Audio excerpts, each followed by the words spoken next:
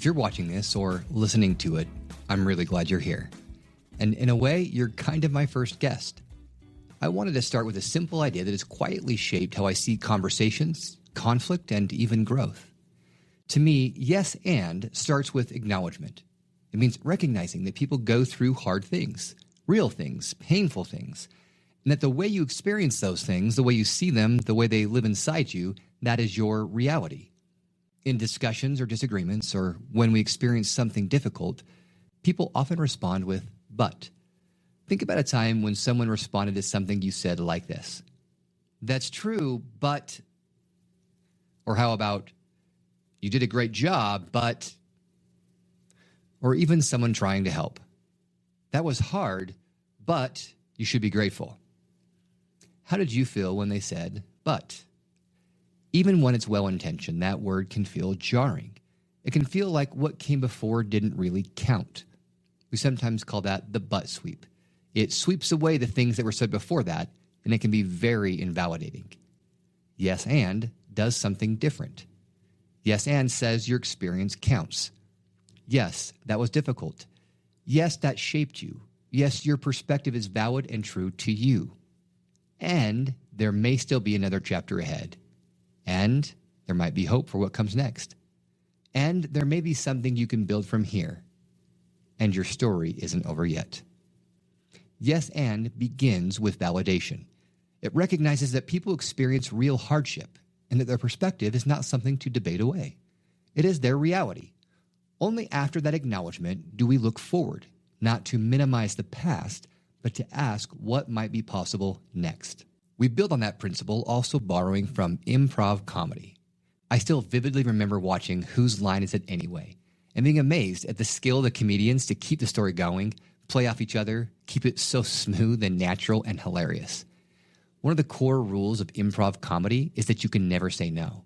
Saying no shuts the story down, doesn't allow for the creativity to continue flowing. Saying no is usually about fear of looking dumb, fear of losing control. Saying yes keeps it alive and allows it to evolve. So the idea is that you have to say yes to whatever wild, unexpected things show up, and then add to it, build on it.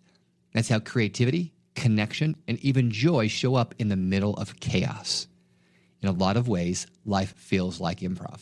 We don't get a script. We don't get to plan all the plot twists or veto the unexpected returns. Pain or conflict in real life elicits a response from us.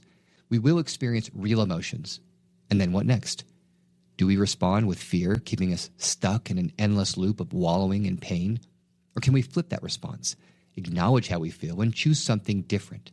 Yes and becomes a way to validate the emotions of your story and move forward, instead of staying in our pain or suffering or struggle. An idea that has been more widely discussed and popularized in recent years is the concept of validating someone's perspective. Initially, I felt unsure how to validate someone when I didn't necessarily agree with them or I saw things differently. I've learned this most poignantly with my sweet wife. She's had to remind me countless times that although I'm a lawyer, I shouldn't cross-examine her in a disagreement. When we've had hard conversations in the past, my training kicks in and I look to attack the other side, point out the flaws and fallacies of that position and prove I'm right. In those moments, I felt frustration, like I just need to get my point across and she would see how right I really was. I'll let you guess how far that got me.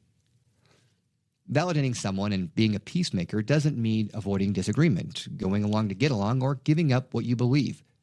It is about being curious instead of being judgmental, listening before responding, helping people feel heard before offering your own perspective. You can also disagree without being disagreeable. In fact, the most meaningful conversations often begin there. When we acknowledge that someone else has a different perspective, validate that they do actually feel the way they do, and see it the way they see it, we unlock the possibility to provide our own unique perspective. Thankfully, my wife is patient with me as I keep working to communicate more effectively. As I made the shift to actively listening for understanding, trying to validate her perspective and emotions, my eyes were opened. Her responses made more sense. Her perspective was more clear to me. And I've been able to, at times, effectively communicate my perspective as well. When I've reflected on my values of having courage and kindness and being a peacemaker, my understanding of validation has evolved. I think the world could use more of that right now. Less division, less shouting past each other and nameless, faceless online fighting. More curiosity, kindness, and empathy. And empathy requires effort. It requires caring enough to ask where someone came from, what shaped them, what they've carried. Only then can real connection happen. That's a big part of what this podcast is about. This podcast isn't designed to fix people, argue sides, or pretend that life is easy. It is instead trying to create space, offer perspective, and invite growth. So why am I doing this? To inspire others to transcend their trials and build their best life. And why me? I love talking to people. I love learning from them. I'm an external processor, so conversations is part of how I learn. I've wanted to start a podcast for a couple of years, but I've always had reasons not to. Not enough time, not enough expertise, not the perfect setup. As this year came to a close and I started thinking about what I wanted next, this idea kept coming back. And eventually I just asked myself, why not me? Why not now? So I decided to start, imperfectly, willing to learn as I go. My goal with this podcast is to have fun, to nerd out on Disney, movies, fantasy novels, discuss meaningful ideas, and to bring something hopeful and uplifting into the world. And I also want it to be practical. Feeling inspired in the moment is great. I also want this to lead to lasting change and action. We'll talk about life, leadership, parenting, relationships, and navigating hard seasons. Often we'll do that through stories. Movies, shows, and places like Disney aren't just escapism. Great storytelling has always carried meaning. Stories help us see things we couldn't see before. They teach lessons, shift perspective, and let us pull out what resonates personally based on our own experiences. What one person takes from a story might be completely different from what someone else sees. That's kind of the point. This podcast is for a lot of people. Parents who are trying to juggle work and home, for those going through divorce, recovering from it, or just trying to raise kids in a complicated world. For anyone who has been through